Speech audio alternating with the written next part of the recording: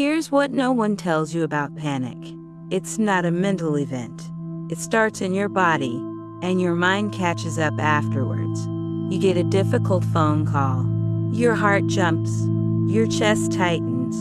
Your thoughts start racing. You feel like you can't catch your breath. And then your brain goes, something is seriously wrong. And then the panic amplifies. The official term for this is the fight or flight response. Your nervous system has just flooded your bloodstream with cortisol and adrenaline. Your body is preparing to run from a predator that doesn't exist. You're a professional. You felt this. Maybe it was before a board presentation, a client escalation, a brutal performance review, your child calling you at work. The moment you open that email, it doesn't matter what triggered it. What matters is this. Your body is now running the panic program, and unless you intervene at the physiological level, that program will run its course, which takes between 20 and 60 minutes, unless you know the override. Emergency room doctors work in arguably the most acutely stressful environment that exists. Multiple patients, time-critical decisions, life and death consequences, all day, every single day. And here is what some of them do between patients. Between a code blue and a routine intake, between delivering terrible news and walking back into the next room with a calm face and clear eyes. They breathe, not mindlessly, not slowly.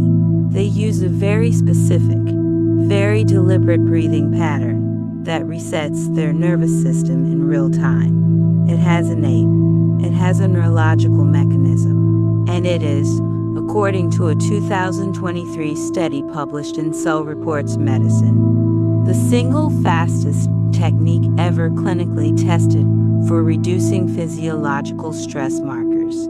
Faster than meditation, faster than box breathing, faster than any mindfulness exercise I've ever taught on this channel. It's called the Physiological Sigh, and you've actually done it before. Your body does it automatically when you cry, which is why a good cry genuinely makes you feel better. The difference is, today, you're going to learn to do it on purpose, deliberately, as a tool. To understand why this works, you need to understand one thing about panic, and it's probably not what you think. The trigger for panic is not stress, it's carbon dioxide. When we're anxious, we tend to breathe shallowly and quickly. Short, tight breaths.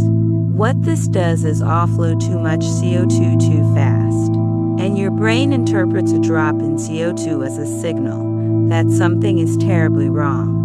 It's essentially a suffocation alarm. So the panic doesn't cause the breathing problem. The breathing pattern causes the panic to intensify. You're caught in a loop.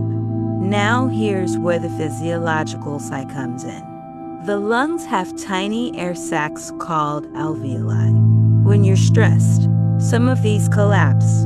They deflate like little balloons. And this is part of why your chest feels tight when you're panicking. You literally have less lung capacity. The double inhale, the signature move of this technique, reinflates those alveoli. It's a mechanical reset. And then, the long exhale activates your parasympathetic nervous system, the rest and digest system, through the vagus nerve. This is not metaphor. This is not philosophy.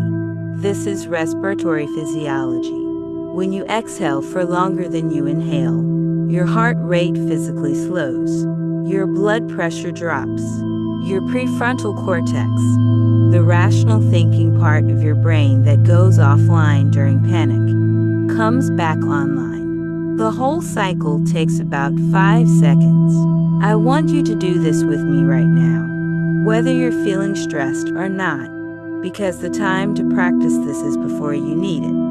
Sit up slightly, shoulders back, feet on the floor, or don't if you're in a meeting bathroom. This works standing with your hands on the sink. Here's the pattern. First, inhale through your nose. A full, deep breath in. Fill your lungs, and then, without exhaling, take a second, shorter sniff through your nose. Just to top up, squeeze a little more air in. Now, exhale, slowly, through your mouth, all the way out. Make it longer than both inhales combined. Let it be audible. Let it be messy if it needs to be. That's it. That's the whole technique. Let's do it one more time together. Can you feel the shift? Even just slightly. A small drop in tension. A clearing at the back of the throat. A slight loosening in the chest. That's your vagus nerve responding. That's your nervous system receiving the signal that the danger has passed. Here's something that changes how you think about this. Most breathing techniques tell you to breathe slowly to calm down, and they work eventually.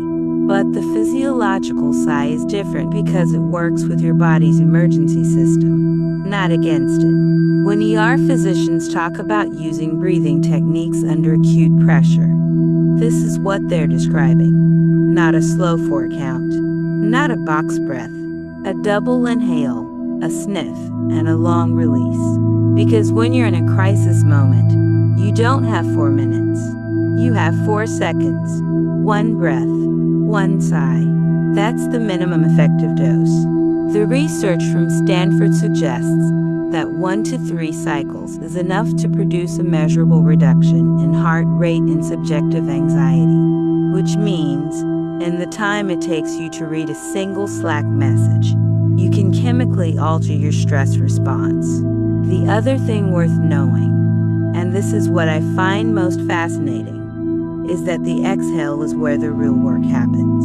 Most people focus on the inhale when they're trying to calm down. They try to breathe in deeply, but it's the exhale that activates the brake pedal of your nervous system. Inhale equals accelerator. Exhale equals brake. Long exhale equals full brake. I know some of you watching this are deeply practical people. Engineers, lawyers, executives, healthcare workers. You need this to work in the real world, in meetings, in corridors, in cars, not in a meditation studio. So here's the practical truth. The physiological sigh is invisible. No one will know you're doing it. You don't need to close your eyes. You don't need to excuse yourself. You can do it while someone is talking to you, while you're typing, while you're waiting for an elevator. 1 breath, anywhere, anytime. Let me give you the specific moments where this is most powerful. Before you walk into a high-stakes conversation, 1 deliberate cycle. Not to suppress your emotion, to get your prefrontal cortex back online so you're responding, not reacting. In the middle of a panic spiral, the moment you notice your chest tightening or your thoughts accelerating, don't wait. Don't try to think your way out. Breathe first. Think second. After receiving bad news, before you respond to anyone. 1 cycle. Give yourself the gift of a clear nervous system before you say anything you'll regret. And here's one you might not expect: before sleep. If you're someone who lies awake with a running mind, 2 or 3 physiological sighs before you close your eyes creates a measurable shift in your pre-sleep cortisol levels.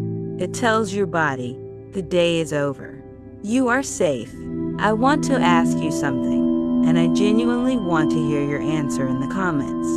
When is the moment in your day, the specific trigger, that most reliably sends you into that tight, overwhelmed, can't catch your breath feeling? Is it the morning inbox? The 4 p.m. energy crash?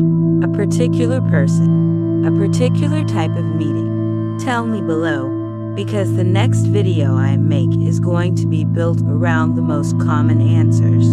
This channel exists to be useful to your actual life, not a hypothetical one. If this was useful, even by 10%, there's a lot more where this came from. Stillspace exists for people who live demanding lives, and who need their tools, to be practical, evidence-based, and actually work under pressure. Every week I put out something that fits inside your real routine. Not an hour of meditation, not a lifestyle overhaul. One tool, clearly explained, immediately applicable. Hit subscribe if that sounds like something you need. And share this one with someone who's been running on empty, because they probably don't know this technique exists.